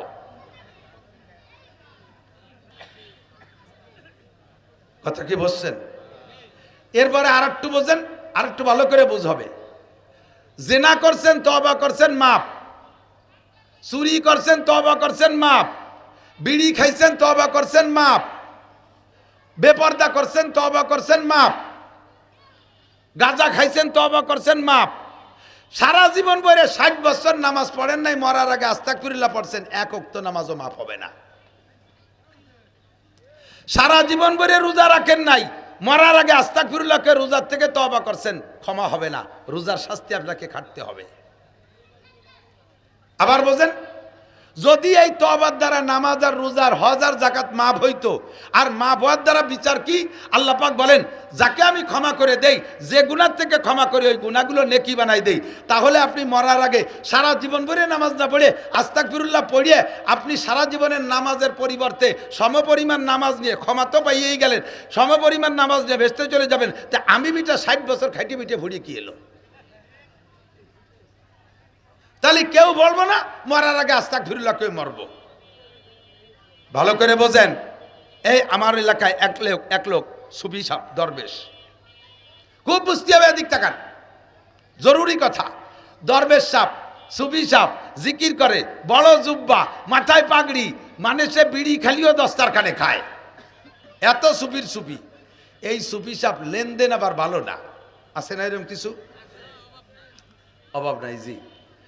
এই সুফি সাহেব এক ডাক্তারের কাছে 300 টাকার ওষুধ খাইছে, 3 বছর আইজ দেয় কাল দেয় করে 300 টাকা দেই নেই। এর মধ্যে তবলিগা লাগে কাছে তশকিল হইয়া উনি 3 চিল্লাই চলে গেছে। ওই সুফি সাহেব তবলিগে যাইয়া মানুষের হক সম্পর্কে শুনছে যে আল্লাহর হক নষ্ট করলে আল্লাহ ক্ষমা করে দিতে পারে, মানুষের হক মানুষে ক্ষমা না করলে আল্লাহ ক্ষমা করতে পারবে না। কাজেই বাড়ি যে কেউ রে গালি দিলি মাপ চেয়ে নাও, লেনদেন থাকলে সেরে নাও। বাড়ি এসে সুফি সাহেবের কাপকাপি শুরু হয়ে গেছে, ডাক্তার সাহেবের কাছে আগে গেছে। তো যাইয়া ওনার এ জায়গাও লেনদেন সার্ভের ভিতরে টাকা দেবে না, মাপ চার মধ্যে দিয়ে সেরিয়ে আসবে, এই হলো প্ল্যান। তো ডাক্তার সাহেবের তো আজ থেকে প্রায় 30 বছর আগের কথা বলছি, 30, 35, 40 বছর আগের কথা। সেই আমলে 300 টাকার কত দাম। তো সেই সময় উনি টাকা না দিয়ে মাপের মাধ্যমে, মাপ চার মাধ্যমে সারিয়ে আসবে, এই বলে যার ডাক্তারের সত্যি 300টা মনেই রয়েছে। এখন ডাক্তার অপেক্ষায় রয়েছে কবে তারে পাই। আর সেই লোক আজকে বাড়ি আসিয়া উনারটুক উনি মাপ চেয়ে আনবে বিদায় কায়দা করে ভাগ তবলিগি যে কথাও শিখছে, যাইয়ে ডাক্তারে বলতেছে, ডাক্তার সাহেব তবলিগি যে সব কিছু শুনছি শিখছি, দুনিয়ার থেকে সব কিছু মিটমাট করে যাওয়া উচিত, কাজেই আমি সিদ্ধান্ত নিছি বাড়ি গ্রাম ভরে ঘুরিয়ে ঘুরে সব জায়গার থেকে এই লেনদেনগুলো সেরে ফেলবো। আমি আপনার কাছে যা পাবো, আমি আপনার কাছে যা পাবো সব মাফ করে দিলাম। জীবনে আপনি আমার যা শক্ত কথা কইছেন সব মাফ করে দিলাম। উনি যখন বস্তা ধরে ঢালিয়ে দিয়েছে, তাহলে ডাক্তার সাহেবও দেবে, এই জন্য উনারটুক আগে উনি দিয়েছে যে আমি আপনার কাছে যা পাবো সব মাফ করে দিলাম, আর কোনো চাইলেন আরও আমার দাবি নাই, আর আপনিও আমার আল্লাহর রাস্তে মাফ করে দেন যাতে সমান সমান হয়ে যায়। তো ডাক্তার সাহেব কয়, তোমার সব মাফ করে দিছি, টাকা 300 ফেলাও, টাকা 300 ফেলাও। কয় তা মাফ করলেন কি? কয় মাফ করছি আলো, দেওয়ার কথা ছিল 3 বছর আগে, এই 3 বছর ঘুরাইছিস, এই ঘুরানোর গুনাহ মাফ করে দিছি, টাকা ফেলা। আল্লাহ কয় 16 বছর বয়সে নামাজ ফরজ করছি, ওই সময় পড়িস নেই, এখন বয়স 50, এখন টাকা ফেলা, নামাজ পড় আর মাফ চা, তাহলে এই যে এতদিন ঘুরাইছিস এই গুল্লি মাফ করে দেব। বুঝতে পারছি? ও দোস্ত, এখন মোটেই নামাজ পড়েন নাই যারা, তাদের একাক বিশ্বাস হয়, এ পিছনেলার বিশ্বাস হয়, একাকত্বের কারণে 80 হুকবা জাহান্নাম। এ মহিলারা, পাগলামি করিস না, ছাগলামি করিস না, গা এলাই দিস না, আখিরাতে ভুল বুঝিস না। একাকত্ব নামাজের বিনিময় 80 হুকবা জাহান্নাম। জোহরের নামাজ যে জোহরে না পড়া দুনিয়ার কাজ কামের প্রেসারে জোহরে না পড়া আসরের সময় কাজা করলেন, আসরের নামাজের টাইম মতো না পড়া মাগরিবের সময় পড়লেন, আসর মাগরিবকে একসাথে ঈশার সময় নিয়ে পড়লেন, এরে বলে কাজা পড়া। তুমি টাইম মতো কেন পড়ো নাই? যদি তওবা না করে মরো, তওবা করলে কি হবে? এই টাইম না মতো না পড়া আর এক সময় পড়ার কারণে যে অন্যায়, তওবা করলে আল্লাহ এই অন্যায় মাফ করে দেবে, নামাজের কারণে ভিন্ন শাস্তি দেবে না। আর যদি তুমি তওবা না করো, তাহলে জোহরে আসরের সময় পড়লে, আসরে জোহর মাগরিবে পড়লে, ফজরে জোহরে পড়লে, তাহলে তোমার আমল নামায় যে পরিমাণ অপরাধ জমা হয়েছে, তাতে এক ওয়াক্ত নামাজ কাজা পড়ার পরেও, জোহরে আসরে পড়ে দেওয়ার পরেও 1 হুকবা জাহান্নাম। 1 হুকবা মানে 2,88,00,000 বছর। দোস্তরে, আর যদি নামাজ ছুটে যায়, কোনোদিন তা পড়ে না দেন, 1 হুকবা, এক ওয়াক্তের বিনিময় 80 হুকবা জাহান্নাম। 80 হুকবারে 240, 2,88,00,000 দিয়ে গুণ দেন, বের হবে 200 কোটি, আরও 30 কোটি, আরও 40 লক্ষ বছর। এ পর্যন্ত কথা শেষ নয়, আর একটু লক্ষ্য করেন। এবার আপনি যে নামাজ পড়ছেন, ওই নামাজ পড়ার পরও নামাজ হয় নাই, নামাজ পড়ার পরও নামাজ হয় নাই, তাহলে কি হবে? কয় পড়ার পরও নামাজ ভুলের কারণে যদি না হয়, মোটো না পড়লে যেমন এক ওয়াক্তের বিনিময়ে 230 কোটি 40 লক্ষ বছর, ভুল নামাজ পড়লো তোমাকে 230 কোটি 40 লক্ষ বছর। এবার ভুল হলো কিসে তা শুনে নেন। এই জন্য বলছি মজলিস ফিকিন একজনও নড়বেন না, কান লাগায় শুনবেন। 5-6টা মাসলা বলে দেব, সময় আমার 8:30 পর্যন্ত। অত্যন্ত অসুস্থতার ভিতর দিয়ে কয়টা মাসলা বলে মজলিসটারে দামি বানায় থুয়ে যাই। এদিক তাকান দোস্ত, যে কারণে নামাজ, যেসব কারণে নামাজ নষ্ট হয় তার ভিতরে 1 নাম্বার নামাজে অশুদ্ধ পড়া। ইন্টারভিউ নেব মাঠ খালি হয়ে যাবে, সামনে দিয়ে একজনের জিজ্ঞেস করতে, তুই পিছন দিয়ে সব সাই দিয়ে ভয় নাই, জিজ্ঞেস করতেছি না।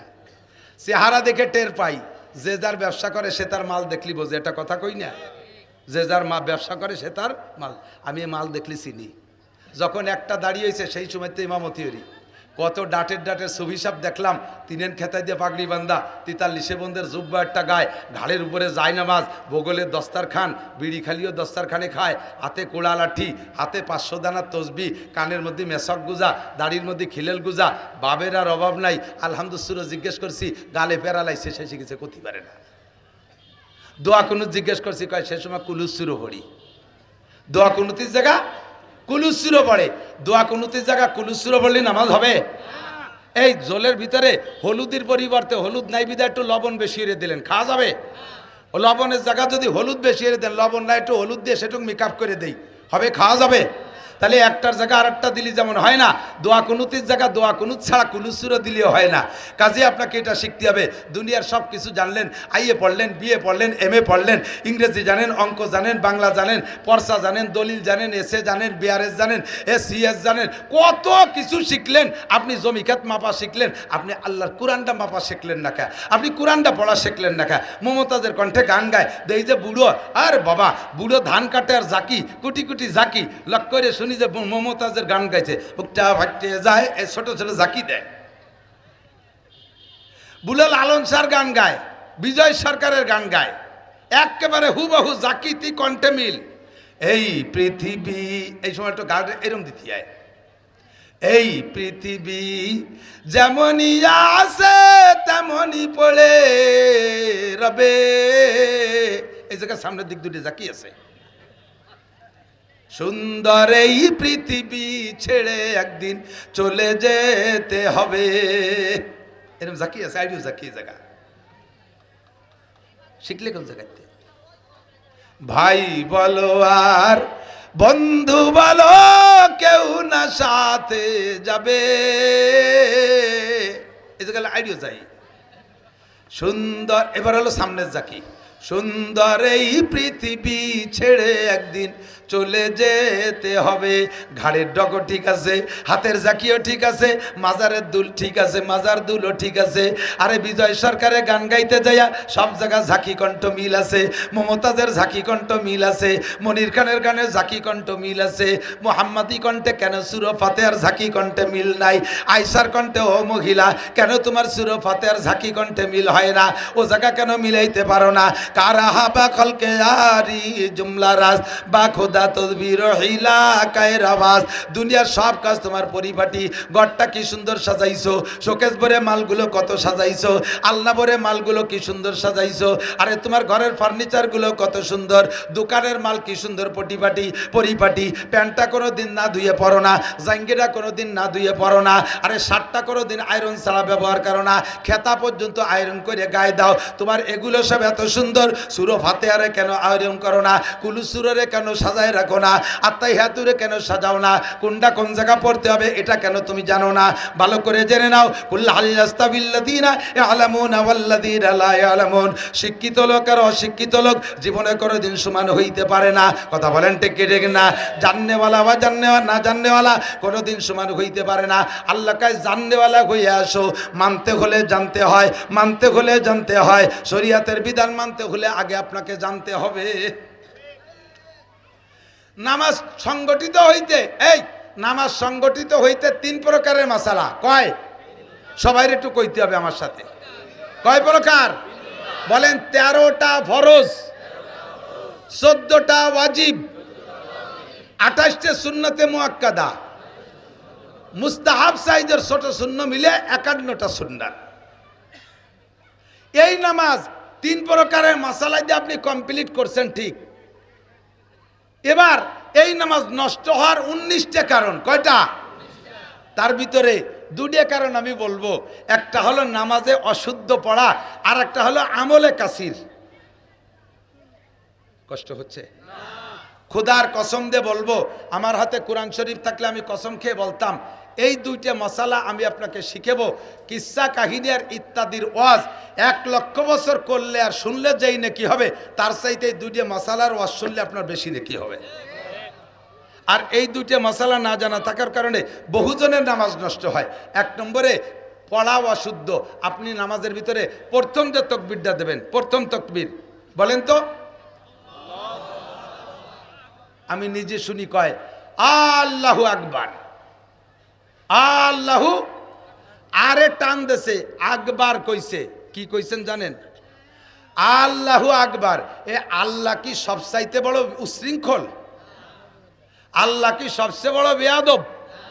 এই আপনি হলো জিজ্ঞেস করতেছেন। আপনি যা বলছেন তার তর্জমা হয়েছে কি আল্লাহু আকবার। এ আল্লাহ কি সবচেয়ে বড় বেয়াদব? আপনারা কি এই জায়গা দাঁড়ায় এই কথা বলা হয়েছে, নাকি আল্লাহ সবচেয়ে বড় এই কথা বলা হয়েছে? আল্লাহ সবচেয়ে বড় এই বলতে আপনাকে বলা হয়েছে। বলবেন আল্লাহু আকবার, আরে টান দেবেন না। কয়ে টান দিলি যদি আকবারও বলেন তর্জমা হবে কি আল্লাহু আকবার। তর্জমা হবে আল্লাহ কি বড়? আমার তো মনে হয় না যে আল্লাহ গণেশের চেয়ে বড়। ঈমান থাকবে, নামাজ হবে। এবার আল্লাহু আকবার তর্জমা বাতিল, নামাজ হই নেই। শুধু কিরাত না, এই সমস্ত জায়গা একামত তো শুনি। আর আজান দেওয়ার জন্য দাঁতে দাঁড় দিয়ে ঠোঁটে লিপস্টিক মাখায় ঘরে আজান দেবে। আজানের কসু শেখে নাই কোনোদিন, জীবনে কোনোদিন শুদ্ধ করে আজান শিখবে না। আবার আজানটা দেবে, একামতটা দেবে, শুদ্ধ কেউ দিলি কয় আপনি কি এই মসজিদের মুসল্লি নাকি, আপনি কি মুয়াজ্জিন নাকি, আমি এই জায়গা 30 বছর মুয়াজ্জিনি করি। তুমি তো 30 বছর আকাম করো দাঁড়ায় দাঁড়াইয়া।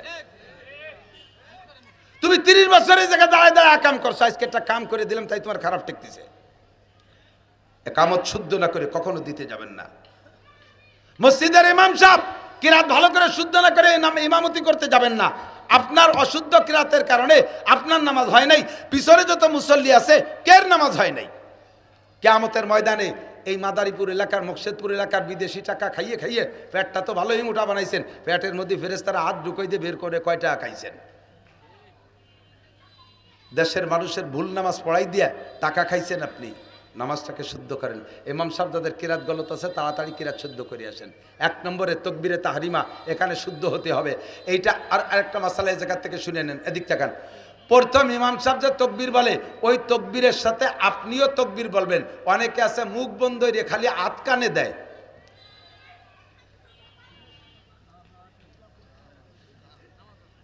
তেরো ফরজের একটা ফরজ তকবীরে তাহরিমা মুখে বলা, কথা কান।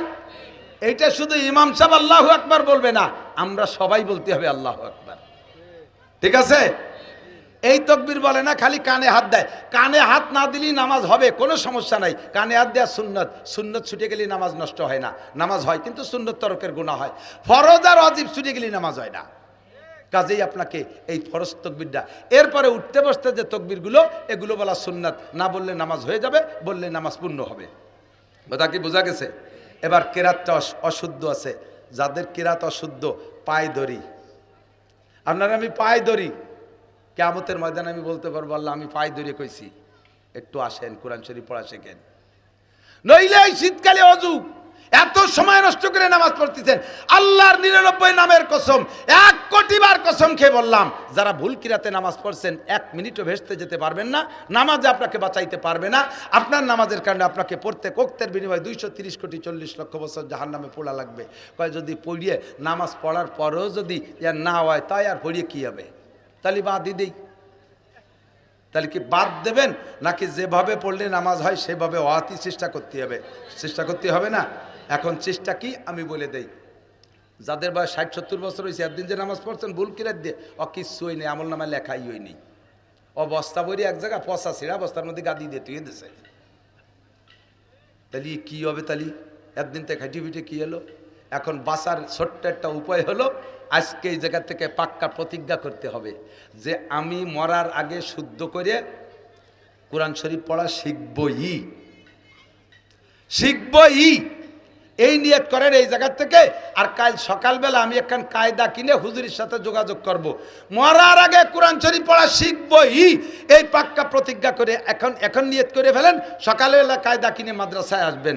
এই নিয়তটা করে আপনি বাড়ি গেছেন, রাতের বেলা আপনি মরে গেছেন, মারা গেছেন, আল্লাহ তাআলা এই নিয়তের ওসিলায় বিগত 60 বছরের ভুল নামাজরে শুদ্ধ করে খাতায় লিখে দেবে।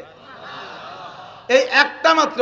এবার নিয়তের মধ্যে যদি সিটারি বাটপাড়ি থাকে, আমি আল্লাহরে যে কইছি তো দেবো, এমনি তো বই না, এমনি তো কায়দা কেন বই না, ওই আল্লাহরে কয়ে দিলাম আর কি। আল্লাহ আমার আপনার মনের খবর জানে কি জানে না? ভালো করে জানেন। এই ইমাম সাহেবরা সময় কম, এই জন্যই মাথায় মাথায় মারাত্মক 2-3 কয়ে চলে যাচ্ছি। এদিক তাকান, ইমাম সাহেবরা কিরাত পড়বেন, মুরব্বী সবাই সবাই সবাই সবাই এদিক, ভেরি ভেরি ইম্পর্টেন্ট, অত্যন্ত জরুরি। আপনি কিরাত পড়েন, কিরম পড়েন নামাজের ভিতরে? এ জায়গায় 2, ওই জায়গায় 2। সূরা বাকারাতে কয় আয়াত, আবার যাইয়া সূরা আর রহমানের থেকে 2-3 আয়াত। 30 পারা কোরআন শরীফ রে তৎকালীন জলিলুল কদর বড় বড় মুহাদ্দিস, মুফাসসির, ফকি, মুফতি, সাহাবায়ে কিরামদের মাধ্যমে হযরত ওমর এবং হযরত উসমান লাগাই দিয়া কোরআন শরীফকে সাজাইছে। যেভাবে 30 পারা এই আমরা এখন পড়ি, হুজুর সাল্লাল্লাহু আলাইহি ওয়াসাল্লাম এইভাবে পড়ছেন না কোনভাবে পড়ছেন সেটা আল্লাহর রাসূল জানেন। সাহাবায়ে কিরামরা এভাবে সাজাইছেন কেন? সূরার নাজিলের দিক দিয়ে, অবতরণের দিক দিয়ে, শরীয়তের মাসালার দিক দিয়ে মিল করিয়া, শরীয়তের মাসালার দিক দিয়ে মিল করে, তরজমার দিক দিয়ে মিল করে, ঘটনার দিক দিয়ে মিল করে, অনেক কিছু মিলাইয়া এভাবে সাজাইছে। শুরুতে সূরা ফাতিহা রাখছে, এরপরে বাকারা, এরপরে আল ইমরান, এরপরে নিসা, এইভাবে যাইতে যাইতে সূরা ফালাক, সূরা নাস শেষ করছে। এদিক তাকান, আমপারায় যাইয়া একটা সূরার নাম সূরা ফিল, আলাম তারা, কতক্ষণ? আলাম তারা। দ্বিতীয়, তারপরে সূরার নাম কি? লিলাফি কুরাইশ। খুব বোঝার জন্য বলতেছি, খেয়াল করতেছেন না আপনারা? এদিক তাকান। মাগরিবের নামাজ আজকে ইমাম সাহেব আমি ডাকে বলছি, কষ্ট পেয়ে না ইমাম সাহেব, তার আমি শিখাই দিছি। কিরাত পড়ছে ইজাস সামাউন ফাতারাতের থেকে প্রথম 4-5 আয়াত পড়ে নাই। ইজাস সামাউন ফাতারাত ওয়া ইদাল কাওয়াকিবুন তাসারাত। ইমাম সাহেব কষ্ট পাবেন না, লজ্জা পাবেন না। আপনাকে সূত্র করে এই জায়গার সমস্ত মানুষ মাসালা শিখতে পারতেছে, আপনিও নাকি পাবেন ইনশাআল্লাহ। আর সে গ্রহণ করছে, আমি তারা বলে দিছি, গিবাত করতেছি না, তারা আমি আগে বলে দিয়ে নিছি। প্রথম রেখাতে পড়ছে ইজাস সামাউন ফাতারাত ওয়া ইদাল কাওয়াকিবুন তাসারাত ওয়া ইদাল বিহারু ফুজ্জিরাত ওয়া ইদাল কুবুরু বুসিরাত ওয়া ইদাল কুবুরু বুসিরাত আলিমাত নাফসুম মা কদ্দামাত ওয়া আখখারাত। 5টা আয়াতের ভিতরে আল্লাহ বললেন তার বড় বড় কুদরত প্রকাশ করছে। ইজাস সামাউন ফাতারাত, যখন আসমান ফেটে যাবে, ওয়াইদাল কাওয়াকিবুন তাসারাত, তারকাগুলো ছিটে ছিটে পড়ে যাবে, ওয়াইদাল কুবুরু বুসিরাত, কবরের থেকে মানুষ বের হয়ে যাবে। তারপরে ওয়াইদাল বিহারু, ইজাস সামাউন ফাতারাত ওয়াইদাল কাওয়াকিবুন তাসারাত ওয়াইদাল বিহারু ফুজ্জিরাত, সাগরের পানি উতলে পড়বে, ওয়াইদাল কুবুরু বুসিরাত, আলিমাত নাফসুম মা কদ্দামাত ওয়া আখখারাত। আর ময়দানে মাহশারে মানুষ জানবে, সব মানুষ জানবে মা কদ্দামাত ওয়া আখখারাত, আগে পিছে কি তুমি পাঠায় আসছো, আগে পিছনে কি করছো, সামনে জন্য কি করে আসছো, এগুলো জানবা। আল্লাহ তার এই বড় কুদরতগুলো ব্যক্ত করে এরপরে বলতেছেন, ইয়া আইয়ুহাল ইনসান, ইয়া আইয়ুহাল ইনসান মা গাররাকা বিরাব্বিকাল কারীম। তোর যেই রব এত কিছু করতে পারে, কোন জিনিসে তোর এত বড় মহা ক্ষমতাবান আল্লাহ তাআলাকে ভুলাই দিল তোর অন্তর থেকে। আল্লাহ পাক এই কথাটা বলার জন্য আগে 5টা কথা বলে এনেছে, আর ইমাম সাহেব সেই 5টা কথা বাদ দিয়ে ইয়া আইয়ুহাল ইনসানু মা গাররাকা বিরাব্বিকাল কারীম এখান থেকে শুরু করছে। তাহলে শুরুর ওই প্রথম 5 আয়াত কি অপ্রয়োজনীয়? সেটা আল্লাহ কেন নাজিল করলেন? তুমি মাত্র 2টি আয়াতকে কেন ছেড়ে দিবা? নামাজ হই নাই তা না, নামাজ হয়ে গেছে, কিন্তু তরজমার দিক দিয়ে মনের ভিতরে খুব খসখস করতেছিল।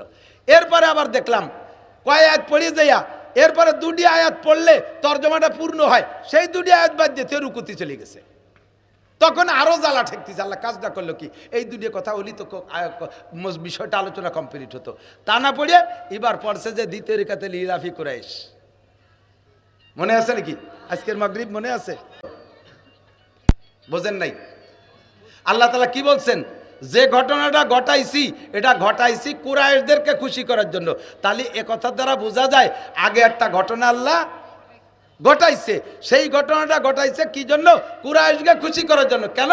এই ঘটনাটা কি? নবী পাক সাল্লাল্লাহু আলাইহি সাল্লাম নবী হওয়ার আগে, হুজুরের জন্মেরও আগে বললে এই আসহাবে ফিলের ঘটনা।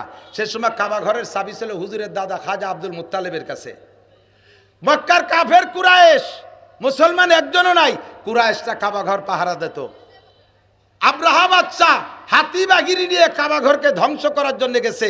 আল্লাহ তাআলা তৈরন আবাবিল, উড়ন্ত পাখি দিয়া সেই হাতিগুলোকে ধ্বংস করে দিয়েছে। ফাজআলাহুম কাসফিম মাকুল, খাওয়া ঘাসের মতো, ধানের মতো মাটিতে মিশিয়ে দিয়েছে। এই যে ঘটনাটা ঘটাইছে, এর সময় তো নবী নাই, এর সময় মুসলমান নাই, তাহলে এই ঘটনা ঘটাইছে কেন? লি ইলাফি কুরাইশ, কুরাইশদেরকে খুশি করার জন্য। আমি কি বুঝাতে পারছি আপনাদেরকে? তাহলে লি ইলাফি কুরাইশের যে তর্জমা, এইটা আগের সূরার সাথে সম্পৃক্ত। না রে, মনে হয় বুঝতে পারিনি। টের পাইছেন? তাহলে এবার লিলাফি পড়তে জন্য বলেন আগে কোন সূরা পড়া লাগবে? আগে আলম তারা পড়া লাগবে। না পড়লে অন্য সূরা পড়লে নামাজ হবে না, তা না, কিন্তু আমি তা বলি নাই। তবে তর্জমাগত দিক দিয়ে মিল। আসহাবে ফিলের ঘটনাটা ঘটালাম কেন? লিলাফি কুরাইশ, কুরাইশদেরকে খুশি করার জন্য। আপনি আর এক জায়গাতে একটু পড়িয়ে এই জায়গাতে লিলাফি পড়ছেন। যারা তর্জমা বোঝে তাদের ভিতরে খুব একটু অস্থির লাগে। ছোট্ট একটা উদাহরণ মাঝে মাঝে বলি। উদয়পুর মাদ্রাসার নাম শুনছেন? মোল্লারহাট। উদয়পুর মাদ্রাসার পীর সাহেব ছিলেন শাহ সাহেব হুজুর রহমতুল্লাহ আলাইহি। তো তারাবির নামাজ পড়াইতেছে ওই মাদ্রাসার হাফেজ, একটা হাফেজ ছেলে, ছোট ছেলে, এ তর্জমা কোরআন জানে না। তো যারা তর্জমা বোঝে তারা তো পিছনে দাঁড়াইয়া এই তারাবির নামাজের তর্জমার মজা নিতে থাকে। আর বাইদিয়ে গেছে ওই দিন সূরা ইউসুফ। আর সূরা ইউসুফ তো সবার কাছেই মজা লাগে। আমরা তো তর্জমা বুঝি। হাফেজ সাহেবরা যেদিন সূরা ইউসুফ তিলাওয়াত করে, ওই দিন আমি যদি পিছনে থাকি তাহলে আমারও ওই দিন তীর দিয়ে কোপ দিলে আমি টের পাই না। আমি এমনভাবে ঢুকে যাই, সূরা ইয়াসিনের মধ্যে ঢুকে যাই, সূরা আর রহমানের দিন ঢুকে যাই, সূরা কাহাবের ভিতরে আমি ঢুকে যাই, যে সূরাগুলো বেশি মজাদার। তো সূরা ইউসুফ যখন তিলাওয়াত করতেছে রমজানে তারাবির ভিতরে, তো হাফেজ সাহেব পড়তে পড়তে পড়তে পড়তে কত দূর যাইয়া তর্জমা যেটা জানেন আর কি, ইউসুফ আলাইহিস সালামের ভাইরা ইউসুফরে কুয়োর মধ্যে ফেলালো, আছে না? এরপরে ঘটনার ভিতর দিয়ে 2-1 দিন পরে যাইয়া আবার পথিকরা এসে ইউসুফ আলাইহিস সালামের কুয়ার থেকে উঠাইলো। তো হাফেজ সাহেব পড়তে পড়তে ওই আয়াত পর্যন্ত গেছে যে ইউসুফ আলাইহিস সালামের ভাইরা তার কূপের ভিতরে ফেলাইলো। এরপরে হাফেজ সাহেব 4-5 আয়াত ভুলে গেছে। যে আয়াতগুলো ভুলে গেছে সেই আয়াতের মধ্যে হলে ইউসুফ আলাইহিস সালামের কুয়াতে উঠতে হবে। সেই কয় আয়াত বাদ দিয়ে আবার পরেরতে পড়তেছে। সালাম ফিরানোর পরে শাহ সাহেব হাফেজ সাহেবরে বলতেছে, হাফেজ সাহেব তোমার কি ইউসুফ আলাইহিস সালামের সাথে গ্যাঞ্জাম আছে নাকি? তুমি ইউসুফরে কুয়ায় ফেলাইলে উঠইলে তো না। কয় যে হুজুর আপনি তো হাফেজ না, টের পালেন কে রে? কয় তুই তো তেলাওয়াতের হাফেজ, আমি তো তর্জমার হাফেজ। আমার আজকে নামাজ হয় নাই, তুই ইউসুফ আলাইহিস সালামের কুয়ায় ফেলালি, কেন উঠে গেলি না? আবার সেই সূরা পড়াইছে, কয় আবার পড়িয়ে ইউসুফরে কুয়াতে উঠো, নাহলে আমি নামাজ পড়তে পারতেছি না। যারা তর্জমা বোঝে তাদের এরকম সমস্যা, তাদের এই সমস্যা। ওয়াইলুল্লি পড়লে পরের রেখাতে আলাম তারা পড়েন না, পড়লে নামাজ হবে না তা কিন্তু বলছি না আমি কোনো সময়। নামাজ হয়ে যাবে, তর্জমাগত দিক দিয়ে বেশ কম থেকে যায়। কারণ আলাম তারা পরে লিলাফি চায়, কুল আউযুবির ফালাকের পরে নাস চায়। ফালাক আর নাসের তর্জমা একই রকম। কুল আউযু বিরাব্বিল ফালাক, বলো তুমি আউযু বিরাব্বিল ফালাক, আসমানের মালিকের কাছে আমি ক্ষমা চাই। কুল আউযু বিরাব্বিল ফালাক মালিকিন নাস, এলা কি বলে, কুল আউযু বিল ফালাক মিন শাররি মা ফালাক আমিন শাররি গাসিন, এটার ভিতরে আল্লাহর কাছে পানা চাওয়া। আবার সূরা নাসের মধ্যে কুল আউযু বিরাব্বিন নাস মালিকিন নাস, ওটার ভিতরে আল্লাহর কাছে আমি পানা চাই। দুইটা সূরামতির মিল আছে। খানিক দূরি থেকে এক কিরাত পড়িয়ে দ্বিতীয় রিকাতে এসে পড়ে কুল আউযু বিরাব্বিল ফালাক, নাস বাদ দিয়ে থুইছে, অর্ধেক তর্জমা রয়ে গেল। আমি কি বুঝতে পারছি? যা যে যেখান থেকে জানেন পরপর পড়বেন, পরপর পড়বেন, ওইরকম আগাগুলা করবে না। এনতে টু এই জায়গাতে টু, ও জায়গাতে টু, খোঁজ খাবলা, পৃষ্ঠা ঠিক রাখো, অথচ রুকু ঠিক নাই। একায়েত যাইয়া পৃষ্ঠা শেষ হয়ে গেছে অথচ রুকু শেষ হয় নাই। রুকুতে একটা বিষয়ে আলোচনা, পরের পৃষ্ঠায় একায়েত রয়ে গেছে, ওই আয়াতটা পড়লে এই রুকুর আলোচনাটা কমপ্লিট হয়। হাফেজ সাহেব পড়ে নাই। তখন তর্জমা জানওয়ালাদের ভিতরে মনে হয় যেন আমি নিজেই পড়িয়ে ফেলি সেইটুকু, এতটা জ্বালা শুরু হয়। কথা কি বোঝা গেছে? ওলামাই কেরাম ইমাম সাহেব যারা আছেন কেরাতের দিকে লক্ষ্য করে কেরাত পড়বেন, এটা জরুরি। এবার আমরা পড়বো যেভাবে যে জানি তরতিবের সাথে পড়বো, তবে শুদ্ধ করা ফরজ, শুদ্ধ করা ফরজ। আল্লাহ কোরআনে বলছেন ওয়ারাত্তিলিল কুরআনা তারতিলা, কোরআন শরীফকে তার তিলের সাথে পড়ো, শুদ্ধ করে পড়ো। আল্লাহ তাআলা আমাদের পড়ার তৌফিক দান করে, সবাই বলে আমিন। আর একটা মশালা বলতে চাইছি, এই মশালাটা বলে আমি শেষ করে দেবো, আমার সময় 7 মিনিট বেশি হয়ে গেছে। 2 নম্বর সে মশালাটা হলো আমলে কাসির। এদিকটা খুব খুব খুব জরুরি। আমলে কাসির, নামাজের মধ্যে লুঙ্গি খুলে যাওয়া, এই সুন্নত চালু আছে না নাই? নামাজের মধ্যে লুঙ্গি খোলে না, এখন খুলে যায়। তো লুঙ্গি খুলে গেলে নামাজের মধ্যে যদি লুঙ্গি পরেন তাহলে নামাজ ছুটে যাবে। বোঝে নাই? নামাজের মধ্যে লুঙ্গি খুলে গেছে, এই লুঙ্গিরে যদি নামাজের মধ্যে পরেন তাহলে নামাজ ছুটে যাবে, এটা আমলে কাসির। তাহলে কি বাকি নামাজ কি ল্যাংটা হয়ে পড়বো? তাহলে কি করিতে এক আধে লুঙ্গি ধরে রাখি। এক আধে লুঙ্গি ধরে রাখতে পারবেন কতটুক টাইম? সুবহান রাব্বিল আজিম, সুবহান রাব্বিল আজিম, সুবহান রাব্বিল আজিম। এর বেশি টাইম যদি এক আধে লুঙ্গি ধরে রাখেন তো ধরে রাখলেও ছুটে যাবে নামাজ। তাহলে কি করবো? বর্ব নাকি তাই? তাহলে 2 আধেই পড়বেন লুঙ্গি। কি করবেন? 4 রিকাতওয়ালা নামাজ, 2 রিকাতের পরে লুঙ্গি খুলে গেছে, 2 আধে লুঙ্গি পড়বেন, নামাজ ছুটে গেছে। ফিরে আর আবার নতুন করে তাকবীরে তাহরিমা নিয়ত করে আল্লাহু আকবার, আবার নতুন করে শুরু করবেন। আগে যে 2 রিকাত ছুটে গেছে লুঙ্গি পরার আগে, লুঙ্গি খোলার আগে, ওই 2 রিকাত ইমাম সাহেব সালাম ফিরানোর পরে আবার পড়িয়ে দিতে হবে। বোঝা গেছে? বোঝা গেছে? পকেটের মধ্যে মোবাইল বাজি উঠছে, মমতাজের গান গাইয়েই যাচ্ছে, আর ইমাম সাহেব সূরা ফাতিহা পড়তেছে। কোন গান শুনবেন? মমতাজেরটা না ইমামেরটা? ইমামেরটা। যেন মমতাজের গান জোরে জোরে গাইতেছে, বুড়োরা তো রাগে ফুলিয়ে যাচ্ছে। সালাম ফিরানো যে দেরি, বুড়োরা এবার কয় মোবাইল দেবো তোর যে জায়গায় দিয়ে যায়, মসজিদের মধ্যে উস নাই, বাংলা কয়ে বেলাইছে, কোন দিয়ে যায়। এখন কি করতে হবে? এই মোবাইল বন্ধ করতে হবে। একটা ফরজ আদায় করার ভিতরে 2 বার মোবাইল বন্ধ করতে পারবেন। দাঁড়ানো একটা ফরজ, কেরাত একটা ফরজ, এই একটা ফরজের ভিতরে 2 বার মোবাইল বন্ধ করতে পারবেন পকেটেতে বেরোইয়া। এবার বন্ধ করার টাইম আবার কতটুক? এতটুক টাইমের মধ্যে বন্ধ করবেন যাতে 3 বার তসবিহ পড়ে সারা না যায়। তার আগে সুবহানা রাব্বিল আজিম, সুবহানা রাব্বিল আজিম, সুবহানা রাব্বিল আজিম একটুক পড়ার ভিতর দিয়ে আপনি একবার বন্ধ করে সারবে। এদিকে পকেটে টাইট জায়গা বাজিয়ে গেছে, টাইম নিয়ে বাইরুতি সে কিরাত শেষ, ইমাম সাহেব রুকুতি চলে বাইরুই রে, এরপরে 12 হয়েছে, বাটন খুঁজে পাচ্ছে না, টিপতে তা বন্ধই হয় না, ইমাম সাহেব রুকুতি চলে গেছে। ওই একবার বন্ধতে আপনার নামাজ বাতিল। আপনার কথা কি বোঝা গেছে? মোবাইল বন্ধ করতে হবে, তবে শর্ট টাইমের ভিতরে একটা ফরজ আদায় করার ভিতরে 2 বার বন্ধ করতে পারবেন। 3 বার বন্ধ করলে নামাজ ছুটে গেছে। মোবাইলটা বন্ধ রেখে আবার তাকবীরে তাহরিমা বাঁধতে নামাজ শুরু করবেন। যে কয় রিকাত আগে চলে গেছে সালাম ফিরানোর পরে ওই কয় রিকাত আবার পড়ে নেবেন। কথা কি বোঝা গেছে? আল্লাহ তাআলা আমাদের আমল করার তৌফিক দান করেন, বলেন আমিন। সময়ের অভাব, স্বাস্থ্যের দুর্বলতা, যা পারছি বুঝছি বলেছি, আলোচনা করেছি। আল্লাহ তাআলা আমল করার তৌফিক দিক। আপনাদের মাদ্রাসার দিক খেয়াল রাখবেন, মসজিদের দিক খেয়াল রাখবেন। আজান হবে, জামাতে, বড় জামাতে নামাজ পড়বো। আজকের নামাজটা জামাতের সাথে পড়বো ইনশাআল্লাহ, ঠিক আছে তো? এরপরে পিসাব হুজুর আছেন, হুজুর বয়ান করবেন, হুজুরের বয়ান শুনবো। সুবহানাল্লাহি বিহামদি, সুবহানাল্লাহিল আযীম। সেলিম গাড়ি রে বাইরে বের করে ফেলো তাড়াতাড়ি।